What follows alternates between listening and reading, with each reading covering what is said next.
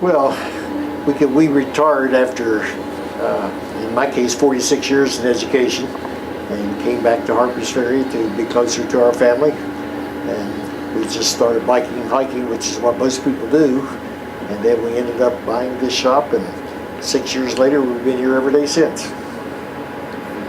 Well, I got started, as I mentioned earlier, kind of in that making the pins. So we were already in kind of the jewelry business in a off way, and did juried shows in West Virginia and Ohio and Maryland. And so when we moved here, I had said that I wasn't going to go back into school administration, and that I just wanted to do something different. If there was ever a time, then that's what I needed to do. So I actually got a job working here, and then the opportunity presented itself to buy it. So the rest is history. Well, neither one of us had ever used a cash register. So I think if you start really basic, neither one of us had ever worked retail, didn't know anything about working retail, but I think the transition was pretty easy, don't you think? Yeah, I think the thing that was best is the fact that having been in education, we're used to working with people, and here that was a natural, because we get people coming in here from practically every state in the United States, a lot of countries, and we just started interacting with people when they come in, and between our interaction with the people and the fact that we're open every day, our business just really took off from that point. I think that's one of the keys, is that we feel like we really interact well with people. And I think that definitely comes from our experiences with students, all age of students. And I think that people feel that, and they don't feel pressure when they come in here. They don't feel pressure to buy something. The concept of selling is kind of secondary for us, because we just kind of know that that's going to happen. And I think from the education point of view is to educate people in a relaxed way about Harpers Ferry, and maybe about we act as tour guides all the time. Educate them about stones, about silver, about West Virginia products. So it's all kind of education. It still kind of goes back to our education roots. Well, first of all, that's yes. The bulk of our customers are going to be tourists. And literally, they're from all over the world. I think that the average person in this area doesn't realize how many people come to Harpers Ferry from other countries, from other states. I mean, it'll be a week and we'll have like an influx of people from the state of Washington for some reason. And so when they come to the East Coast, then they go to DC, and then they kind of get tired of that craziness, especially in the summer, the hot, and the sidewalks and the packed roads. So they come here, and get away. So I think that's obviously our largest number of customers. But we've worked really hard over the 6 years to build up repeat customers, because our local consumer base is going to be within an hour of here, not just like an hour within Jefferson County, but Northern Virginia, DC suburbs. So we have a lot of repeat customers, and we're really excited about that. Being just a block from the national park is also an asset for us, because there are a tremendous number of tours, people going from one Civil War battlefield to the next, and when they stop here, we're only a block away, so it's a chance for them to shop also.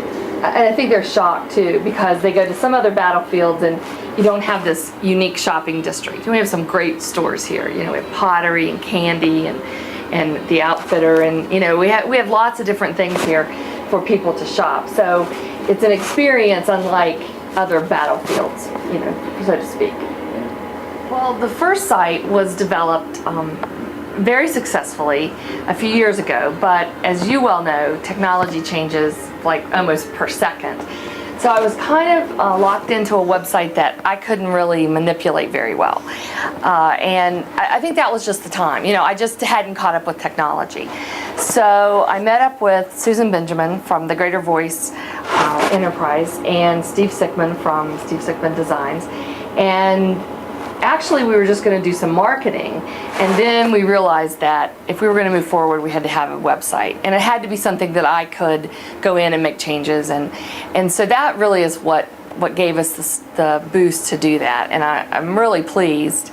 And it's a little bit more work than I realized it was going to be, but it's fun, and we're really using it to market, along with Facebook and so forth. And I feel like we've been really successful. But I think that it just had to be something that I think small business owners need to realize, that it has to be something they can do to be cost effective. If someone else is going to do everything, then you're not going to make any money on sales.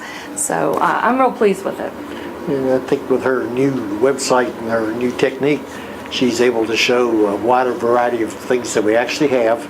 And, again, the people who come in here are from all over the country. And so once they've been here, then they go back and check the website and order things for us to mail to them. We already had a big mail business.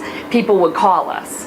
They would get back to their home in California and say, I was in your shop over the weekend and I saw this particular pendant. And I think we all feel very comfortable with Crystal, our employee, that we really know our inventory, and so they can describe it. And so we mail things every week, a number of items. But now with the website, they can actually go to it. And it's kind of funny though, because people say, do you have everything on the website? And I'm like, no, not quite. I don't ever see that happening, but we have a pretty good representation, and I just keep adding to that every week. So I think that, like he said, people come, they leave, and then they think, oh my gosh, I should have bought that, or I'd like to see that again. And so it works out well. I have the online shopping cart, and I'm very pleased with how that's working. And they can pay, they pay using PayPal, whether they have an account or not. And it's real simple, very, very simple. So every week I try to add new products, new lines, and I keep the homepage fresh, update the pictures. I think all those are important for someone in a small business to realize that people aren't going to come back to a site that's the same all the time. So you have to keep it fresh and alive.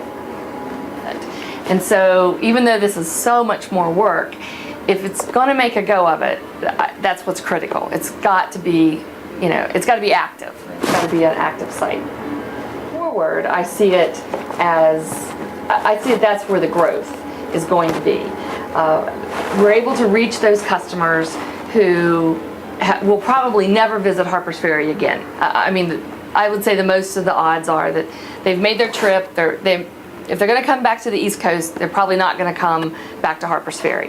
So we can reach those customers and stay in touch with them through the website and through the email newsletter. And I think that really signifies growth. And then all of their friends.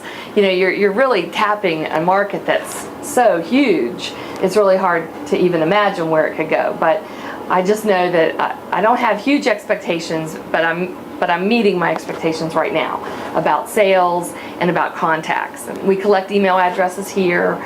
People can sign on. They can go to the website through search engines or through keywords. And so I foresee that hopefully, in a few years, we can officially retire and still maintain the online shop.